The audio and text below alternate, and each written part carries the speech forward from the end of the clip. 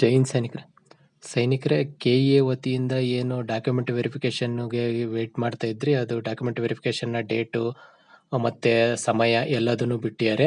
ನೀವು ಕರೆಕ್ಟಾಗಿ ಒಂದ್ಸತಿ ನೋಡ್ಕೊಳ್ಳಿ, ನಿಮ್ಮ ಒಂದು ಸಬ್ಜೆಕ್ಟು ಯಾವ ಒಂದು ಡೇಟ್ನಲ್ಲಿ ಇದೆ ಮತ್ತೆ ನೀವು ಯಾವಾಗ ಡಾಕ್ಯುಮೆಂಟ್ ವೆರಿಫಿಕೇಶನ್ಗೆ ಹೋಗ್ಬೇಕು ಅನ್ನೋದನ್ನೆಲ್ಲ ಸ್ವಲ್ಪ ಸರಿಯಾಗಿ ನೋಡ್ಕೊಳ್ಳಿ. ಮತ್ತೆ ಈ ಕರ್ನಾಟಕ ರಾಜ್ಯ ಸಹಾಯಕ ಪ್ರಾಧ್ಯಾಪಕರ ಅರ್ಹತಾ ಪರೀಕ್ಷೆಯಲ್ಲಿ ನೀವೇನು ಕ್ವಾಲಿಫೈಡ್ ಆಗಿದ್ದೀರಾ ಅವರಿಗೆ ಮೂಲ ದಾಖಲಾತಿಗಳ ಪರಿಶೀಲನೆಗೆ ಹಾಜರಾಗುವ ಅಭ್ಯರ್ಥಿಗಳಿಗೆ ಮಾರ್ಗಸೂಚಿ ಅಂತ ಹೇಳಿಬಿಟ್ಟಿದ್ದಾರೆ. ಈಗ ನೀವು ಅಲ್ಲಿ ಮೇಯ್ನು ಹಾಲ್ ಟಿಕೆಟ್ ತಗೊಂಡು ಹೋಗ್ಬೇಕು, ಮತ್ತೆ ಆ ಜಾರಿಯಲ್ಲಿರ್ತಕ್ಕಂಥ ಆಧಾರ್ ಕಾರ್ಡು, ಎಲ್ಲ ಸೇಮ್ ಮಾರ್ಕ್ಸ್ ಕಾರ್ಡ್ಗಳು ವಿತ್ ಕಾನ್ವೊಕೇಶನ್ನು ಮತ್ತೆ ಕ್ಯಾಸ್ಟ್ ಸರ್ಟಿಫಿಕೇಟ್ ಇದನ್ನ ತಗೊಂಡು ಹೋಗ್ಬೇಕು. ಮತ್ತೆ ನೋಡ್ರಿ, ಈಗ ಪ್ರಸ್ತುತ ನೀವು ಮಾಸ್ಟರ್ ಡಿಗ್ರಿ ಮಾಡ್ತಾ ಇದ್ದೀರಾ, ನಿಮ್ಮ ಮಾರ್ಕ್ಸ್ ಕಾರ್ಡ್ ಇನ್ನೂ ಬಂದಿಲ್ಲ ಅಂದ್ಕೊಳ್ಳಿ, ಅಂತವರಿಗೆ ಬೇರೆ ರೀತಿಯಾಗಿರ್ತಕ್ಕಂಥ ಸೂಚನೆ ನೀಡಿದ್ದಾರೆ. ಅಂದ್ರೆ ಅರ್ಹತೆ ಪಟ್ಟಿಯಲ್ಲಿ ಹೆಸರಿರುವ ಆದರೆ ಸ್ನಾತಕೋತ್ತರ ಪದವಿಯ ಪೂರ್ಣಗೊಳ್ಳದ ಎಲ್ಲಾ ವರ್ಷಗಳ ಎಲ್ಲಾ ಸೆಮಿಸ್ಟರ್ಗಳ ಅಂಕಪಟ್ಟಿಗಳು ಇಲ್ಲದಂತಹ ಅಭ್ಯರ್ಥಿಗಳು ಮೂಲ ದಾಖಲಾತಿ ಪರಿಶೀಲನೆಗೆ ಹಾಜರಾಗುವ ಅಗತ್ಯ ಇರುವುದಿಲ್ಲ.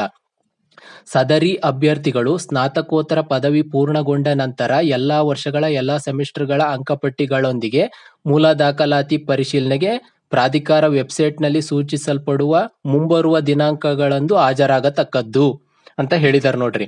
ಅಂದ್ರೆ ಯಾರಿಗೆ ಈಗ ಯಾರ ಹತ್ರ ಮಾರ್ಕ್ಸ್ ಕಾರ್ಡ್ ಇಲ್ಲ ಏನಿಲ್ಲ ಅವರಿಗೆ ಇನ್ನೊಂದ್ ದಿನ ಅವರು ಸದರಿ ವೆಬ್ಸೈಟ್ನಲ್ಲಿ ಮುಂಬರುವಂತ ದಿನಾಂಕದಂದು ಎಲ್ಲ ನಿಗದಿ ಮಾಡ್ಕೊಂಡಂತ ಸಂದರ್ಭದಲ್ಲಿ ಅವರಿಗೆ ಬಿಡಲಾಗ್ತದೆ ಅನ್ನುವಂತ ಒಂದು ಸೂಚನೆ ಕೊಟ್ಟಿದ್ದಾರೆ.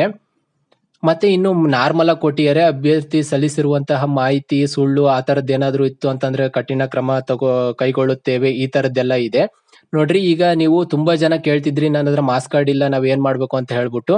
ಅವರು ಮೂಲ ದಾಖಲಾತಿ ಪರಿಶೀಲನೆಗೆ ಪ್ರಾಧಿಕಾರ ವೆಬ್ಸೈಟ್ ನಲ್ಲಿ ಸೂಚಿಸಲ್ಪಡುವ ಮುಂಬರುವ ದಿನಾಂಕಗಳಂದು ಹಾಜರಾಗತಕ್ಕದ್ದು.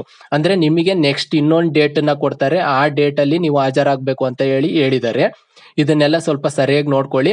ನಿಮ್ದು ಯಾವ ಸಬ್ಜೆಕ್ಟು ಯಾವ ಬೆಳಿಗ್ಗೆ ಇದೆಯೋ ಮಧ್ಯಾಹ್ನ ಇದೆಯೋ ಅದನ್ನೆಲ್ಲ ಸರಿಯಾಗಿ ನೋಡ್ಕೊಳ್ಳಿ. ಒಳ್ಳೇದಾಗ್ಲಿ. ಜೈ ಹಿಂದ್, ಜೈ ಭಗತ್ ಸಿಂಗ್.